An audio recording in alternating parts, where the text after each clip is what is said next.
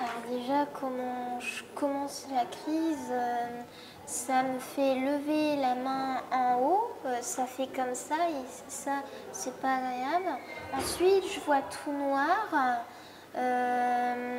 et ensuite, quand je me réveille, je me souviens plus ce qui s'est passé. Vous parlez de crise CNEP, est-ce que vous pouvez développer ce que c'est, s'il vous plaît? Alors, c'est les crises non épileptiques. Donc, c'est psychologique en fait. C'est-à-dire que, pour faire une métaphore, c'est des personnes qui ont vécu beaucoup de choses traumatisantes et le corps, il a un sac à dos rempli de cailloux et tous les cailloux correspondent à des traumas qu'on a eu, des choses. Et en fait, quand on a un secteur de stress, beaucoup de fatigue, admettons on a une journée qui s'est mal passée au travail, notre corps, il ne peut plus rien supporter, c'est stop et je le monte en faisant une crise CNEP. Il y en a, ils vont le faire en faire de crises d'asthme, des crises d'angoisse. Moi, mon cerveau, il fait en crise de CNEP.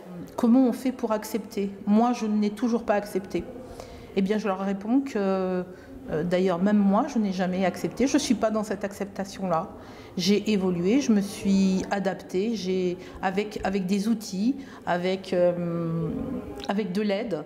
C'est difficile de voir son enfant souffrir de cette maladie et puis subir les crises, qu'elles soient partielles ou généralisées, tonico-cloniques. C'est difficile d'accepter que ces enfants-là n'aient pas le contrôle. C'est très désagréable de ne pas avoir le contrôle. Et nous, les parents, on est totalement, les parents ou les proches, on est totalement démunis. On est désemparés face à ça. J'ai ma petite dernière, Enea, de 17 mois, à 1 mois de vie. Elle nous a fait des crises d'épilepsie. Donc là, tout s'est écroulé au fond de moi, parce que j'ai culpabilisé. Je me suis dit, c'est de ma faute, c'est moi qui lui ai refilé. Et là, on est en pleine programmation avec des tests pour savoir. Ils l'ont mis sous traitement, on a arrêté le traitement. Et là, y a des rendez-vous de prévus. Donc on est en cours d'analyse. Alors ça fait depuis un moment. Il y a un endroit que j'aimerais beaucoup aller, c'est à l'Ifani Fun Park. Mais je peux pas y aller parce que c'est pas adapté pour moi, parce que il y a de la chaleur, il y a beaucoup de bruit, il y a beaucoup de choses qui est pas possible, que je peux pas y aller. C'est sûr qu'au quotidien c'est compliqué. Alors moi je suis un peu partie du cocon familial depuis quelques années maintenant, mais c'est vrai que quand on était petit, c'était toujours assez impressionnant de voir quelqu'un faire une crise.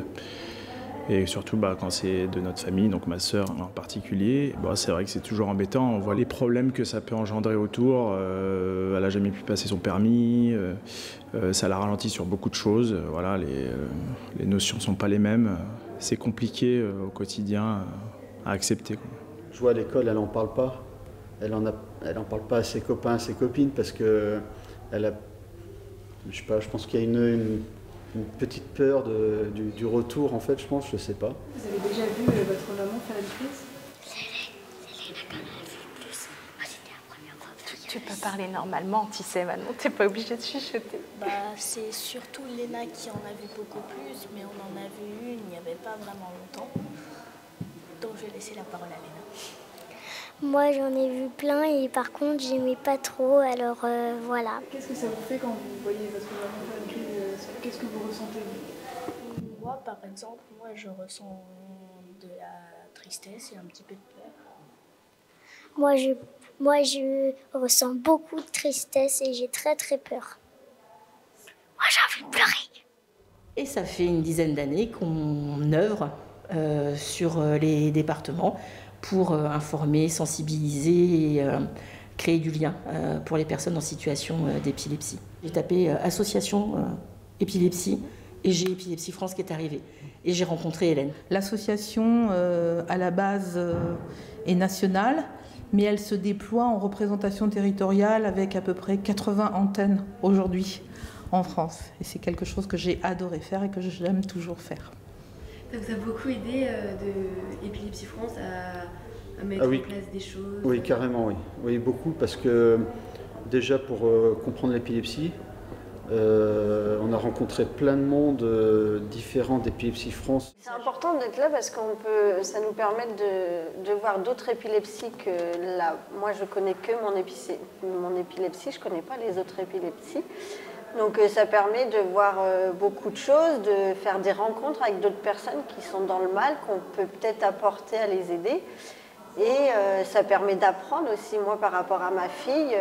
Hier, il y a eu des conférences sur la neuropédiatrie, sur les enfants. Et ben moi, tout ça, je ne le connais pas par rapport à mon épilepsie. Ben, ça m'a permis de m'éclairer sur certaines choses, malgré que je sois confrontée à la maladie depuis plus de 20 ans. Et il y a des choses que je ne sais pas encore tout. Et ça m'a permis d'apprendre et dire aux autres, tu n'es pas toute seule, il y en a d'autres.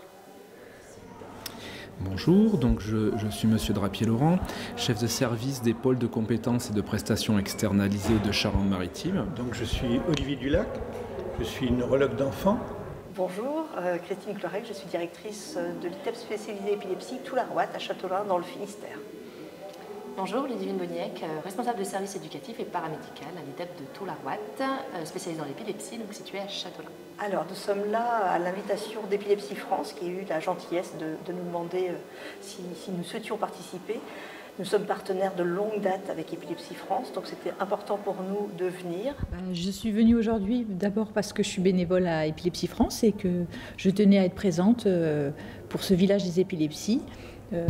Pour aider, pour participer, voilà. Pour moi, c'est complètement logique d'être présente. Alors, je suis membre de l'association et c'est grâce à l'association qu'ils m'ont dirigée vers les bons professeurs qui a permis d'établir l'épilepsie CNEP. Le message principal que j'aimerais leur faire passer, c'est de ne pas rester isolés. C'est vrai que parfois, on a l'impression qu'on est seul, que personne ne pourra rien pour nous, qu'on sait même...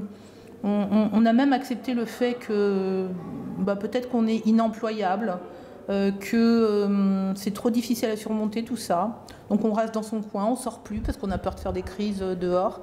Moi je dis c'est pas totalement faux, mais avec un peu d'aide et de soutien, comme ce que nous faisons au quotidien, parce que nous créons du lien en permanence. Ce qu'on propose au sein de la délégation, c'est vraiment, pour moi ça a du sens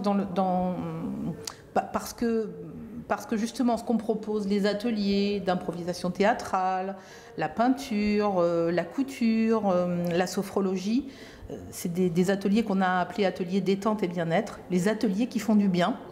Ça fait du bien, mais ça crée du lien aussi, ça sociabilise, et ça c'est très important parce que ça manque dans la vie quotidienne des personnes épileptiques qui ont décidé de se mettre en retrait parce qu'ils ont peur. Ils ont peur de faire peur et ils ont peur de se casser la figure dans la rue, tout simplement.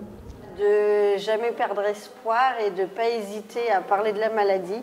Parce que des fois, c'est en rencontrant une seule personne qui permet d'évoluer. Donc, il ne faut pas qu'ils se renferment. Il y a des épilepsies qui sont plus douloureux que d'autres. Moi, j'ai cette chance de m'en sortir. Il y en a d'autres qui n'ont pas cette chance, mais surtout qui ne s'isolent pas et qu'ils n'aient pas peur d'en parler parce que ce n'est pas une honte, c'est une différence qui nous permet d'être uniques.